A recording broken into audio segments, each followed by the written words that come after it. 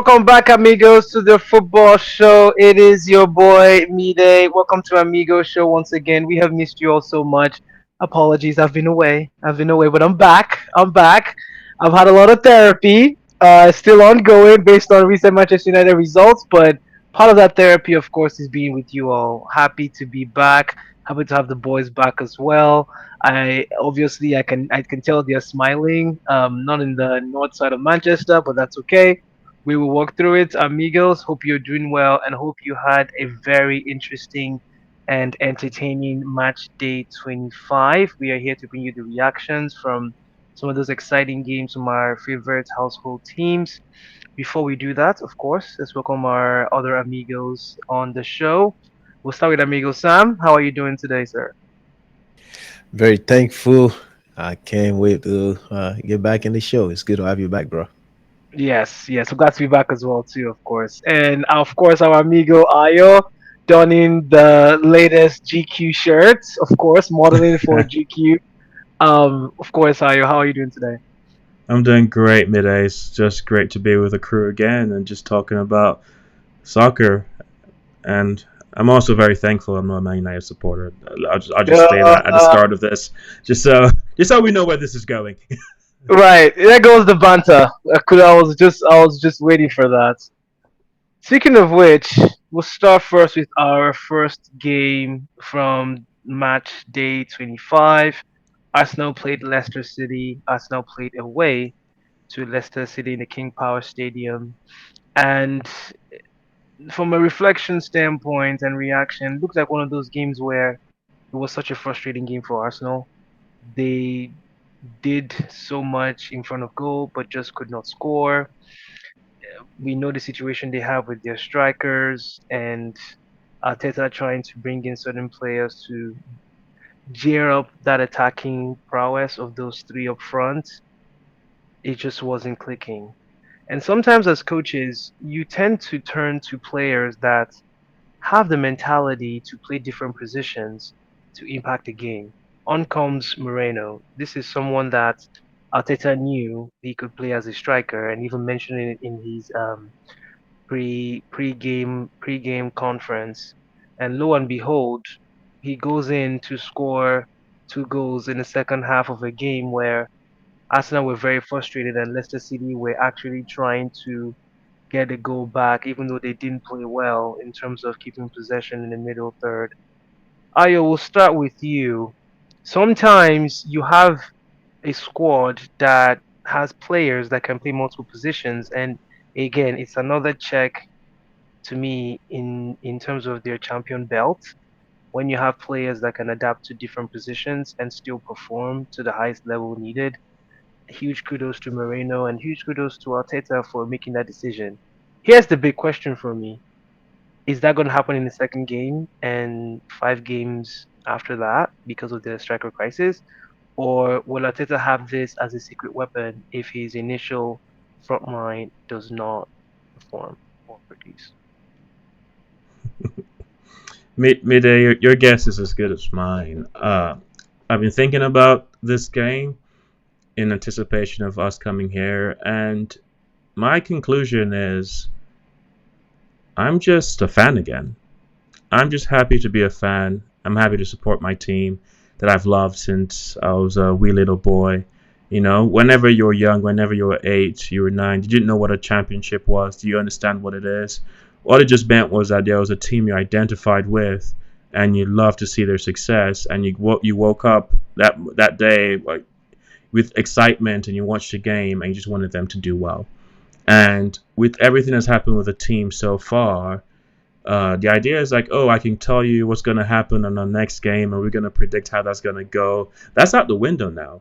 We are in a space where pretty much anything goes. Whatever we can do to win, whatever strategy that can get us across the line, Arteta and his staff are working on it, and they're trying to execute this. Now, we don't know if they can manage till the end of the season, or at the very least till Martinelli and Saka are back from injury. But so far, they found answers. We've gone through such a tumultuous time as a team, Arsenal, and that includes losing in the FA Cup to Man United. as well as going out against Liverpool in the EFL Cup. But in the Premier League specifically, we haven't lost in 15 games. And a lot of those 15 games have coincided with losing our top talent, losing Martin Saka, then losing Gabriel, then losing Martinelli, and then losing Havertz for the rest of the season. And to still find a way to bring results is a testament as to the quality of a manager that Arteta is.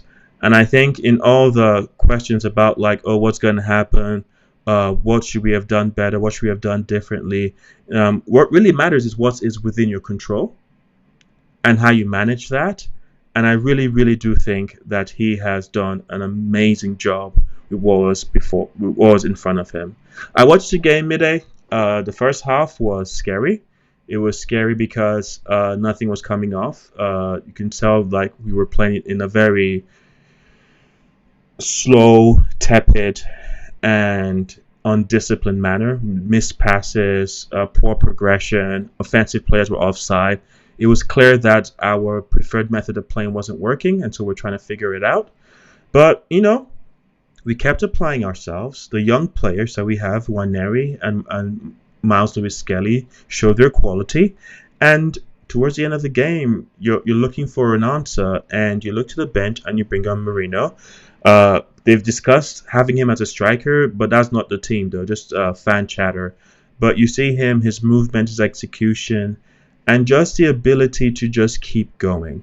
Arteta had a pre-match interview, and you would have assumed that after Havertz's news of Havertz's injury, he would be very woe is me and say that like winning is impossible. And he literally came up and he was calm. He was almost so unbothered that it was puzzling. But he said there are no excuses. There are no excuses. It doesn't matter. Like what's it called? What's happening right now? It's like they have a chance to what's it called to make a go for it, and as much as they can, they will. And you see this here, and it's like okay, other teams that had similar scenarios have fallen down. Tottenham, you see where they went to. Man City, you see where they went to. Man United, you see where they went to. And Arsenal somehow going through injuries to key players all through the season is still second. What's it called? They're still in the Champions League, and I think that's a testament to the quality of the players that are still fit and this team. I love this team today. I can't say anything much more than that. I'm proud of them. I don't know whether this will amount to a comeback because that's completely in Liverpool's hands. But what I will say though is I think that this is a team that just has to be taken seriously by any form of opposition. There are no gimmies with Arsenal. Mhm. I absolutely agree with you 100%. Amigos, like, share, and subscribe. Let us know your thoughts about Arsenal's performance. Before we move on to Liverpool, Sam, where is Leicester City going? They've lost, what, 10 games now? Or 12? And it's becoming one of those situations where you have Van Nistelrooy trying to make the best use of what he has. There have been some conversations about him being very upset with the fact that he was promised signings in the January transfer window, but none of them came to fruition. They only bought one player and did not buy anyone else. And that player was someone that they already had plans for from the get-go, even from the summer, but just didn't materialize. But they materialized in January. It seems to me that he's trying to keep afloat a ship that's sinking really fast, and it's very difficult for them to buy a win right now. Watching that game again, I keep going back to what we talked about beginning of the season. After seeing the first 10 games from Leicester, having Jamie Vardy as the only striker up top isn't going to work. But they keep persisting to just play him there up top. I think a change of formation is probably best for that team, but I don't think Venezuela wants to change that. Ayo, you've mentioned yours from an Arsenal perspective. Sam, your thoughts? Is Leicester really going to be relegated again? Everything is pointing to it because out of the folks in relegation zone right now, including the 16th, which is Wolves as of the day of recording, Wolves, West Ham, Leicester is likely to get relegated, including Southampton and Ipswich. I don't see Wolves dropping, especially the game that he had against Liverpool. I don't see them not climbing up. As a matter of fact, with a couple more games, they might even be above West Ham. So um, West Ham also a little shaky, but I think Leicester is going to get relegated, and it's going to be sad. One, because they just refuse to change their strategy. They refuse to change their gameplay, even with Van Nistelrooy up there. I don't see them terribly bad. I cannot point out what they're doing in terms of outside of the forward. The defense is not bad.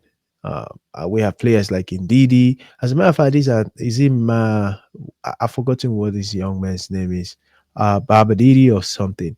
Very impressive player, but they're just not using him to the best of the best, the way I think they could use him. Even Van Nistelrooy maybe could make a change in terms of maybe playing two on top. Um, because their problem is just not scoring and no, they conceive a lot. Of course, they don't conceive a lot, excuse me, but their problem is not scoring. There's a lot of missed chances. They've had a lot of 1-0s to 1. So if they can work on scoring, maybe get a proper striker outside of Jamie Vardy. Not that Jamie Vardy is terrible, but his time is past. And also, I would double down on the attacking as well. Maybe change and play 4-4-2 or something of such might improve their result. But at this point, it's probably too late. If they don't, if they haven't changed anything, if they haven't gone up in the last two. They did get a point. They got 3 points in the last two games, I believe. So it's probably too late. I see them going back and regrouping. Hopefully, they come up with a better striker. No, I totally agree with you. It's a shocking state of affairs from where they were, but squad wise, I mean, Fatawa was one player that could have done something for them, but him being injured doesn't help matters as well. They just, I don't know, they just have a lot going on, and unfortunately, they might get relegated, which just be sad. In terms of Liverpool, Sam, we'll come to you. Again, Liverpool is showing they're a team that knows how to not just win games, but be consistent to hold titles as well. It's one of those things where if they keep going the way they're going, they will win this title. They will win this title, and it just shows how proper planning that United don't have, proper decision making, not just from a off the field perspective, but more so on the field, and proper succession planning with the style of coach they bring into a team that has changed some things, but still kept the core of who they are as a Liverpool team. Again, it was just one of those games where after watching it, yes, they were shaky last 20 minutes of the game after Cunha scores again, but again, it looked like a Liverpool team where no matter how bad things go, they find a way to win. That's what champions do. No matter how bad you play, you find a way to win. You may have all of the chances, but you make sure that at least two of them go in. Whatever happens, two goals must go in today to give us a win, and that shows a strong mentality. Wolves, on the other hand, they played very well. They Especially the last 30 minutes, they started to play the ball and had Liverpool backs against the wall a little bit. Forced Allison to make some saves as well too, but of course he was not going to catch that goal from Cunha. Sam, based on where Liverpool is going and then having their Champions League coming up soon, do you think this team? Of course, losing to Plymouth is one thing. That's the manager of the FA Cup. I'm not gonna judge Liverpool based on that. Do you think they can truly do a double? You know what? I wouldn't go as far as even thinking the Premier League title is in the hands of Liverpool yet. Um, I think they becoming to scare me a little bit. And I know as a fan, I would say things differently compared to everyone else. When you look at our most recent results, not too impressed with it. We're starting to give teams the chances and believe that they can play against us, score us, and we're not scoring that much. To Pep's point of view, or maybe to Pep's a little banter against Liverpool, like, oh, they're not gonna get 100 points. Yes, he's right. He would say that. I'm not surprised he did. Yeah, he said maybe 99, but not 100. I'm still like the OG of Premier League title and all of that boastfulness. But to his point, uh, yes, Liverpool champions find a way to win. Yes, don't get me wrong, but against what teams and against what statistics? If you're playing against Arsenal, if you play against Man City, and you find a way to win, that's much more like what champions would do. But not against, even not against Everton, because they came back to score. I get it. Everton is not, I won't classify Everton in the class of Arsenal for sure, in as much that we have this rivalry, this thing going on. But come on, 2-1 up. I get it. They should have, blown the whistle. The game should have been over, and all of those things. But our defense is becoming worrisome. I'm seeing a little bit of player fatigue. So I don't want to rule out the possibility of winning at least one title. I don't want to rule out the possibility of winning at least one title, but I also don't want to go as far as saying, can we do 2-3? You know, playing against Plymouth, I get it. People might say, oh, we don't judge Liverpool based on that. No, but you still put on Liverpool shirt. Everyone, at least two or three players on the pitch played for the senior team. So if you want to be a champion, a fearful champion, or if you want to be a champion that opponents will be afraid of, you need to start killing those games with 4-0, 5-0. When you look at the last Man City's game, the new guy, what's his name? Or is it Omar Mamouche or whatever his name Yes, is? the hat trick Egyptian Patrick prince Omar Mamouche. Omar Mamouche. Good. So that's what I'm talking about. That's what champions do. And I'm not discrediting Liverpool, but at the same time, they are getting me a little bit they're getting me worried a little bit. And also with the injury with Cody Gakpo, don't look good at all. But we have hopes that he's gonna come on back up. I know Luis Diaz, we have time to play that left, but we've all enjoyed Cody Gakpo from that left side. And as a matter of fact, I think Luis Diaz playing more of number nine is even better than Nunes and Jota at this point. Maybe probably because Jota is still coming back from his injuries. But Liverpool need to start killing games regardless of who the opponent is.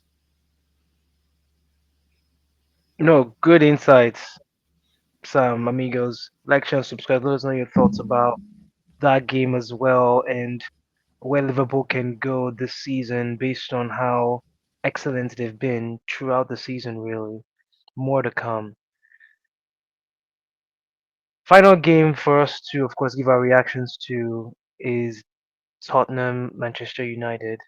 Of course, Tottenham beating us again for the third time this season and winning the game 1-0, which is very on Tottenham like. They like to score a lot of goals and concede a lot of goals as well, but this is one of those games where they found a way to defend, and of course, their top goalkeeper and a couple of other players are back. You can tell how much that makes of a difference in the game. Having said that, United had five clear chances they should have scored. No exceptions. We did. Garnacho is one of those players that, for as much as I love his growth potential, His decision making needs to improve. You cannot be at this level of a club with all of the turmoil that's been happening on the field, enough of it to an extent, and not be able to finish a clear open goal. That's unacceptable. And not just once, twice. It's his decision making. It's nothing else. It really isn't. And that's the difference with having a squad with quality players that can put him on the bench and create this environment for you to earn your spot. We literally do not have anyone else. That's why we keep playing. And that's no fault of the coach. That's the fault of the club. When you release players like Anthony and Rashford and you don't replace them, these are the things that will happen. They played well. To me, one of their best games on the ball, personally, especially in the second half. But again, just missing chances. Zexi missed his, Anacho missed two, Hoyland missed his as well. It's just one of those games where you start to realize we are bare in terms of quality. And right now, I know the amigos are playing the violin. Yeah, I'm playing the violin for me in the background, but that's where we are as a squad. And when you have 7 players on the bench with an average age of 17 or 19, you know we're at the bare bones and we just have to rebuild. Again, Ragnit's comments about having an open heart surgery is now coming to fruition. And it's very funny how the club had to sack him and bring 3 other coaches after that for them to realize he was actually right. And if they had listened to him when he mentioned that and actually give solutions to how we can fix that in the space of a year, I don't think we will be at this place where we are. Solutions wise, as always, amigos, we'll always give solutions here to problems. The system works. I'm not going to listen to anyone that says the system doesn't. It does. The system is adaptable, and he's shown that he changes it, especially when they don't have the ball. He does change it. I've literally analyzed that game twice now, and he does change his system. The question is the quality of the players. It's the intelligence of the players. It's their execution. It's their player actions in front of goal. And that's something that just improves over time. It's not going to be overnight, unfortunately. We have to bear through it. Quality has to improve in terms of players. We'll see what the summer holds at this point. I'm pretty much done with the Premier League. It's one of those where I'm just going to watch as a coach to learn what not to do and how you can progress because if this is something Amr has done before, he has gained success in 2 clubs. There's a reason why he's doing it again because he needs his players to come in. Now, you would argue players need to be able to change and adapt to different systems. Well, United players have not been coached well enough to have that mentality to adapt. They are still stuck in the counter-attacking mindset. And it takes a lot of training and a lot of personnel changes to break that mold and bring in players that can actually think on their own and play to the coach's instructions. I'd love to hear from you, Ayo, first, based on your thoughts on just the game entirely, and then Sam. I'd love to hear your thoughts from your perspective as well, just from the 2 teams. Mide, did you see the Real Betis Twitter? No, I haven't seen it today, but I heard rumors. It's Yeah, they interesting. had to acknowledge that Anthony truly was the GOAT. Have you seen his performance so far? Wow, I know. I Four have, games, 3 goals, 1 assist. I The have, last and one was fantastic. it was a beautiful goal. But then again, I have a comeback to that. We've always known he's a good player. That's one of the reasons Whoa, why. whoa, whoa, whoa. Yeah, that's one of the reasons why. Wait, wait, wait, wait, wait, wait. Let's Let me run this finish. back. Let me finish. Come Let on, me let you finish. finish. Go Let me finish. finish. Let me finish. We've always known he's a good player. The money we bought for him wasn't the money we should have bought for him in the first place. If we had bought him earlier in the summer, it would have cost £40 million, not 85. That's number one. Number two. This is an Anthony player that just hasn't caught it in a United shirt. He just hasn't. One reason or another, he just hasn't. When we did give him the opportunity, which we did, and that prevented players like Sancho and Ahmad to even have time on the field. Now, things have changed between those two, fortune wise, but the coach then still kept playing him. You are now moving to a league, to be quite honest, after Real Madrid and Barcelona, there is really no one else, and of course, Atletico Madrid, there's really no one else in that league, and there's no pressure on him to perform. That's why he's performing. The environment dictates sometimes the mentality of the player. And as much as he's scoring so much, I am quite disappointed in him. Why can't you do it in a high pressure situation? That tells But you me said you the are not really, environment, though. you You just mentioned the yeah, environment. and that's the honest truth. Yes, we're in a pressure cooker from a United standpoint. The club creates that. The fans somewhat create that as well. The players create that themselves. Why can't you perform? That's Ayo, my back question. to Ayo. Finish your thought This before was the I. same thing we said about Sancho when he left. Can the counter argument be made that the decisions that are being made at club level are mismanaging and misusing assets? 100%. Mhm. Absolutely. We had discussion. I was hoping you were able to be there when we discussed the last set of games, and we were talking about if, and I raised this up, if Amorim will survive the season. And I said the last game was the first time I started to think that I don't think he might make it to the end of the season. That's even before this loss to Tottenham. And because the truth is, there's only a matter of a level of performance you can hit to where just from a practical stance you lose the dressing room. And once you've lost the dressing room, there's no coming back. And my feeling was the perception that Amorim was in danger of losing this before the end of the season. And once that's happened, there's no amount of things you can say that I think or I believe will get that back. And the question now became, is My United on the right track? Really? Are Ineos making the right decisions? Really? Because I see everything I'm seeing now, and I'm like, this could have waited till summer. Goes back to my point. When he said he wanted to come in the summer, why did United say it's now or never? Again, mismanagement and bad decisions. And it makes me think that Dan Ashworth might not have been the problem when he left because he suggested someone different and someone English. Right? No, no, no, and Hear me he's out. wrong for that too. Hear me out.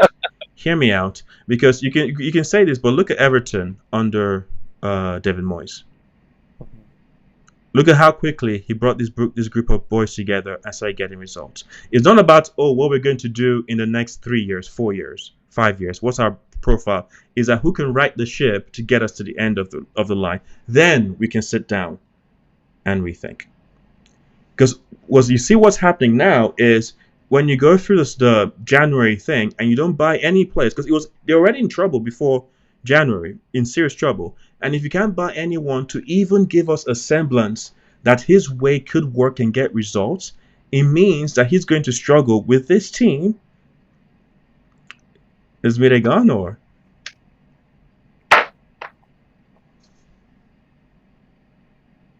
I can go give idea, but hey, hi.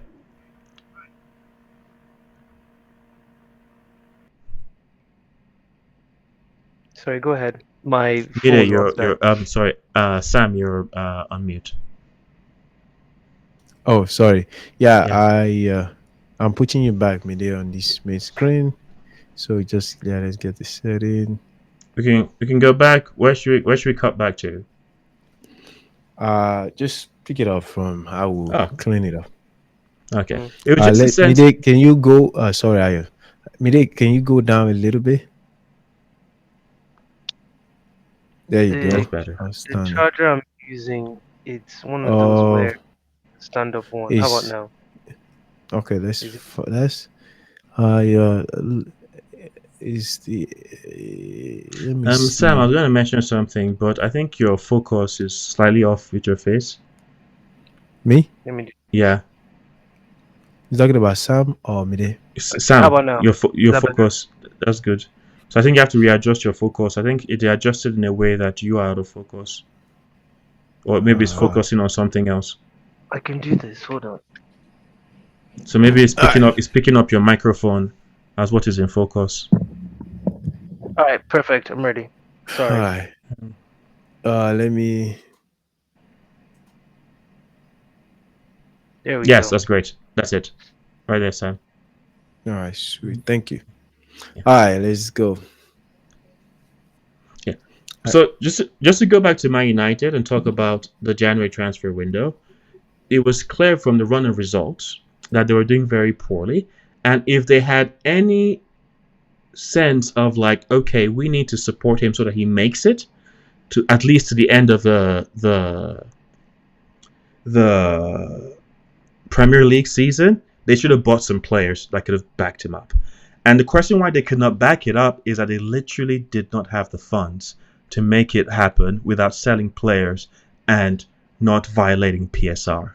And with the performance and the positioning, right? If they don't pull a rabbit out of the hat in the Europa Cup, because the FA Cup, I was reading about it. There's not that much money you get from winning it.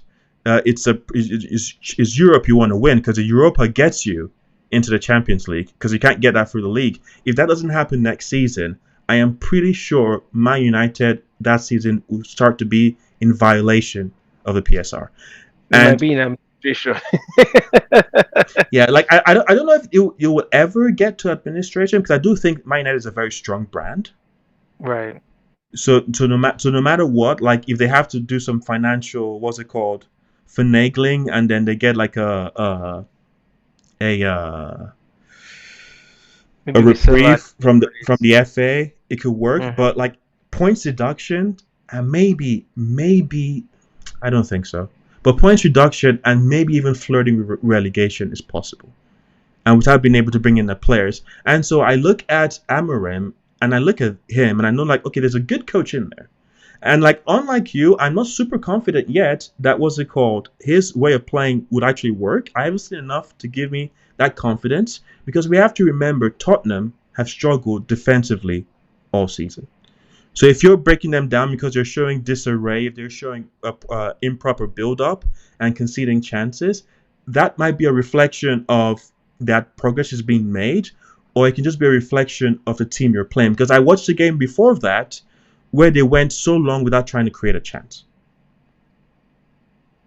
When you played against Fulham, for example, even though you won that game. Mireille, are you still there?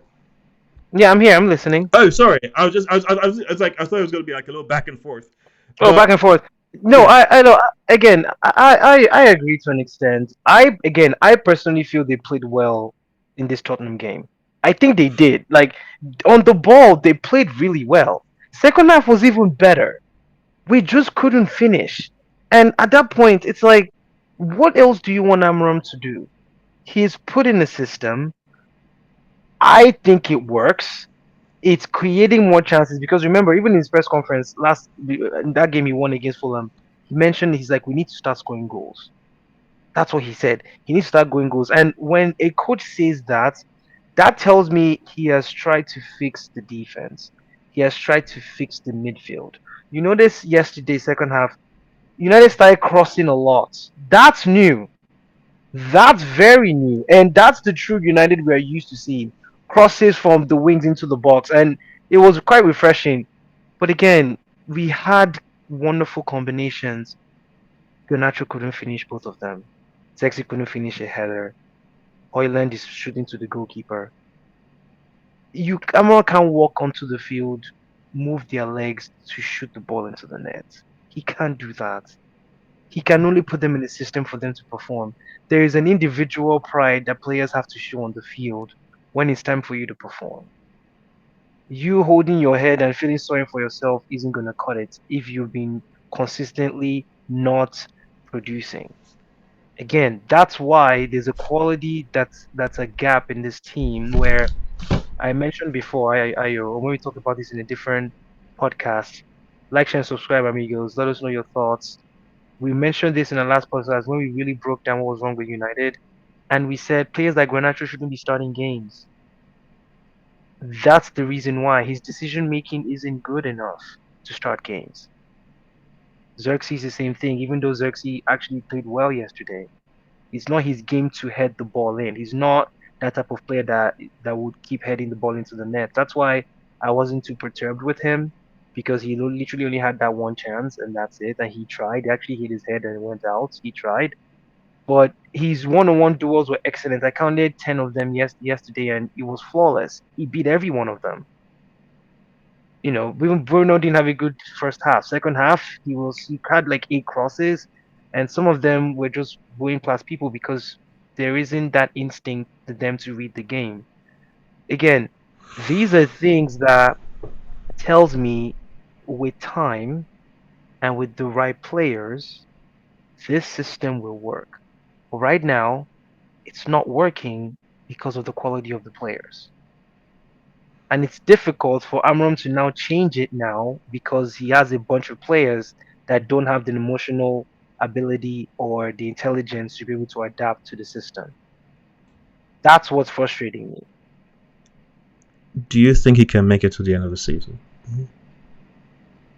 If he changes that formation slightly to a 3-5-2 when he's attacking, maybe. I hope he does. I hope they actually give him another season and another transfer window to do what he does before we start judging him. I always knew, I always knew this season is a write-off, and that's why I mentioned in my last time I was with you guys. If he just doesn't get relegated, right? If we just ended up being 14th or 13th and we stayed there, he finds a way to get to the final of the Europa Cup or hopefully win it. We will take that.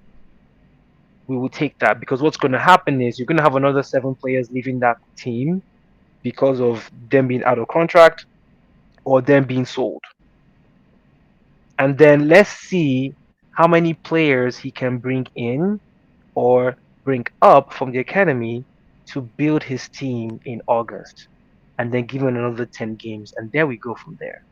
But here's the thing though, this United team cannot keep bringing random coaches with different styles of play if it doesn't match what the club system style of play is. And if the goal is to bring in Amaram to create that system of play that goes all the way to the academy level, then he has to be given time. He has to be given money for the right players. That's the only way we can come through this. It's not going to be easy. Every other formation that has been talked about by the pundits, we've already done it. It hasn't been consistently good.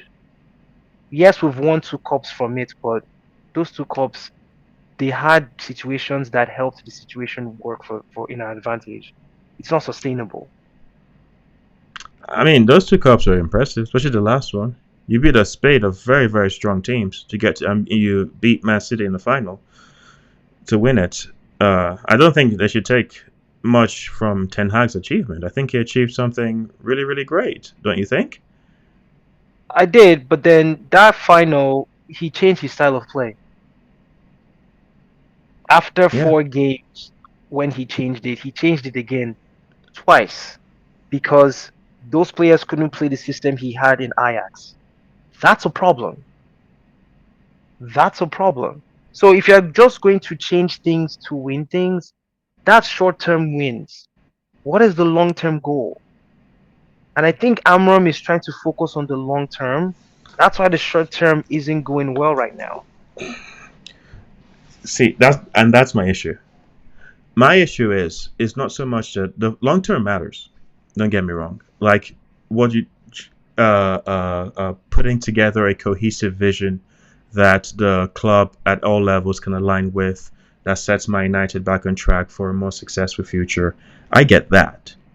What I'm saying is that can he survive these levels of results? Because he's taken this team that were underwhelming, but if you remember correctly, they were playing creating chances. I remember the Crystal Palace game, the one just before Ten Hag got sacked, and they really should have beaten Crystal Palace by a plethora of goals, and they ended up drawing that game. And that was one of the things that were on the line to get him sacked. And so I'm looking at this team, and I'm like, okay, you're not going to be able to get anything better than Ten Hag could. Why are you here? And if you're here throughout this spate of decisions, by the time you get to the end, I believe he might have lost all the goodwill. He would have lost the goodwill from the fans. He would have lost the goodwill from the club, and the only choice they can make is to fire him. which will be another mistake. And I say it will be a mistake because the common denominator of the past 10 to 12 years has been the players. We've changed coaches, we've changed systems. The players are still consistent. That's the problem. The ownership of the club are still consistent, even though bringing Enios to cover what's behind the veil, that's still an issue. That's where we should focus on. I think Ineos are not as competent as their PR machine makes them seem. I could not agree more. Ayo, amigos, like, share, and subscribe. One of the best statements. Ayo, please repeat it again. I want the amigos to hear it. Please repeat it again. I said I think the Ineos group are not as competent as their PR machine makes them seem. I've seen a lot of Absolutely. short-term blunders that I personally think they were brought in to whitewash the images of what do you call your actual owners, The like Glazers. the Glazers, to wash the whitewash because they came in and then the fans chilled for a second and they're like, oh, let's see what's going on, because remember all the temperature was getting hot, and then this was like, oh, like this Sir Richard, whatever his name was, is going to do it, and then you look at his history. It's like he hasn't done anything in No. football of note. I think they acquired another team. Was it Nice or something? Nice, Nice, And that Nice. team They didn't either. is a dumpster fire. Nice is a dumpster fire. And so the question that he's going to come into Man United and turn this around didn't make sense. And then you see everything that they've done. They're trying to cut costs, but you're hiring someone for $2 million, or to fire him for $2 million. You are bringing in a coach that is extremely promising, one of the most desirable coaches in Europe, and you bring him at a time where he's not set up for success. And because you want to just say that, oh, I'm changing things, right? I'm changing things. And look at me, I'm doing something. I'm like, but you're doing things that are costing this club a lot of money, costing this club a Mm-hmm. lot of time, and the execution seems to be, from my perspective, lacking in forethought. Because after, like, initially I was very impressed with Amorim. I was like, okay, I can see why they might have done this to like work on the team. When things started to go bad, especially towards the end of the year, barring obviously the great result they got at Arsenal, what's it called? I was like, okay, you either got to bring in like two or three players that actually can play his system so that he can at least get this team to the end of the season, right? And then we can like talk about it again. Or like he's in trouble, and why didn't you just leave Van Nistelrooy there? Exactly my point. Nor did they want to pay an extra 5 million for Tell. Patel. Again, I would have. It would make sense to leave Van Nistelrooy to the end of the season and then bring Amarim for something. Yeah, because I'm looking at this and I personally, unless like, and the only thing I said to Sam as well was like, okay, in Man United's defense and Amarim's defense, the games have been coming thick and fast. The amount of time that coaches have on the field to train to implement new ideas, I'm not pretty sure they have much if you're playing games every 3 to 4 days. You finish your game, you recover, you learn your tactics, you do like maybe a small mini training session, you go again. Maybe in this space, as like games space out a little bit more, we might see a little bit more progress because you have more time, and then Mm-hmm. results will peak up towards the end of the season. But like if that doesn't happen, I don't think he will make it because they Mm. will need something to change the narrative again. I honestly think they should just let him do what he wants to do. As long as he keeps us in the league and we don't get relegated, and he does something in the cup, I say leave him there and just give him another year and see what he does. Ayo, I know we've talked so much. This is why we love this, amigos. This is why we have this channel to banter off and to have healthy debates about solutions and problem solving. For our different favorite clubs. Sam, your perspective is always very insightful. Looking from where Liverpool has been over the past years, when United were excelling, and then now that cycle changing to a Liverpool team that is looking like dominating the entire Europe and the entire world, to a United team that's fighting relegation. What are your thoughts to wrap up today? Man, I got a lot of thoughts, man. I was just listening. I was listening and looking and writing. I'm like, what are they talking about? Hey, let's say, in my own point of view, I'm just gonna call a spade a spade. Amara needs to shut up and just get the team back on track. If they stop Now, inviting him to conferences, that's why. you can go to conferences and not talk too much. Here's the thing, It's and United. here's the It's thing. big. Let's go back He to has to. He has to. let's. I get it. Let's go back to your initial thoughts. We're running out of time. Your initial thought of United. You said, how do we let Marcus Rashford and Anthony go without a replacement? It tells me that you're acknowledging that they're a good player at some point, or they are a Oh, good player. oh, yeah. But United fan and the coach treated them. I'm not a big fan of Anthony, but I would not just throw him out. He treated Rashford like he is not somebody. He's never been anybody. The coach, the team is not doing well right now. Two things: the owner, the player selection, and all of those things. The ownership side, the leadership side, terrible. But the coach is also responsible. I mentioned a very good point. Look at David Moyes in Everton. Look at what he's doing right now. I can tell you countless of coaches in the Premier League that they inherited a terrible team and they turned things around. Can I come back to that Moyes and Yes, Everton yes. comment Ayo made?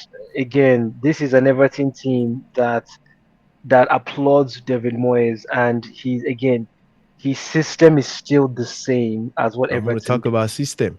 The I'm gonna only talk about difference, the only difference is M- Moyes now has this thing with possession that I've been very impressed with. He likes to keep possession a lot more now, but he still has that wing and gung ho. Let's overload the box and score goals and rebounds. He still has that, but he's adding a lot of possession to his game. And that's one of the reasons why Everton has been doing very well lately, because they've always had players that can hold on to the ball, but now he's forcing them to do that, which has been impressive. But go ahead. I don't disagree with you at all. But the key thing is made some slight changes. So as a coach, you're coming in at a terrible time. The last thing you want to do is start creating division within the locker room. And I have mentioned it made a good point last time we recorded and even now. When you start losing your locker room, you start losing almost everything. Don't get me wrong, the players are terrible. Well, not terrible. The players could be better. We can have a better team. I look at the goal, even Onana could do better with the goal. Onana is always doing this rebound thing that drives me nuts. Don't get But me started. ha- if we if but the point I'm trying to make is the coach has to also be taking some responsibility. If but it is the responsibility of the coach to use the tools that he has, including changing formation. What I see in Man United is yes, this is all the food that I have, and I gotta eat. You gotta hit what you got. You gotta use the available to get it desirable. But this guy shows up. It might be a language barrier, tears the team apart, talks about players, frees out players. And now with injury crises, Man United could be benefiting from services of Anthony and Marcus Rashford. So what Amaron has done is made Man United's problem get bigger. in my own opinion. And I'm not advocating that they fire him. No, give him time. But they need to know that they are in a big mess. Before they can get out of that mess, they got to use what they have. That's the way this thing is. Else, they're going to sacrifice the coach. It's always the coach that goes first because he's one out of 22, 23 players.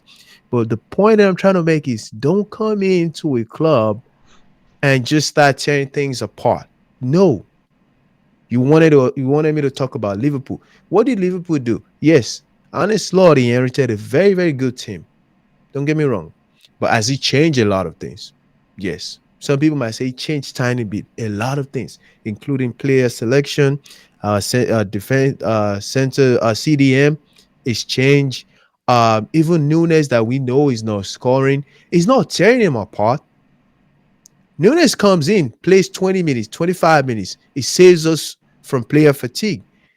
You got to use what you have to get what you need. Right now, Man United needs to stay above 15, get up there, and don't suck in the Premier League, and definitely don't lose form in Europa. You need players to be able to do that. So all I'm saying is the coach got it wrong by starting off on the wrong foot, tearing people apart. You don't do that. You don't do that. It's going to be your turn. If you're not careful, the ownership is going to sack you. So focus on getting the players to do better on the pitch. I don't care if you play 5-4-1 against freaking Tottenham. Do it. Do whatever you need to do to get the result. Forget about your formation. I'm serious. I keep saying this. Your formation is what saved you in the last two teams that you've played for. Merry Christmas. This is United in trouble. Let's change the result. That's it. That's all I'm saying. Don't fire him. Give him more time, but let him shut up. Fix the team with what he has. If all of the Lo- senior team got problems, you're gonna put in players from under 17 or whatever, right? Man United has to show up anyways, regardless of who you have. So why don't exactly. you use what you have and see if you can get a bunch of draws and maybe you stay afloat. That's my thoughts. No, we love your thoughts, amigo Ayo and amigo Sam. Thank you so much for your thoughts. And one thing I will mention about the Onana save, normally goalkeepers are meant to push the ball away from the goal, not stop the ball in front of the goal. But at the same time, the defenders could have pressed and closed that gap as well. So, yes, there are a lot of things that could be improved in that team, but only time will tell. Speaking of time, amigos, your time with us has been wonderful. Thank you all so much for listening to us. Give your comments, like, share, and subscribe on the comment section below. We'd love to read those and, of course, have a banter with ourselves with those. But thank you for the therapy, as we mentioned in the beginning. And we will talk to you all soon in our next content. As always, stay positive, guys. Talk to you soon. Adios, amigos. See you guys.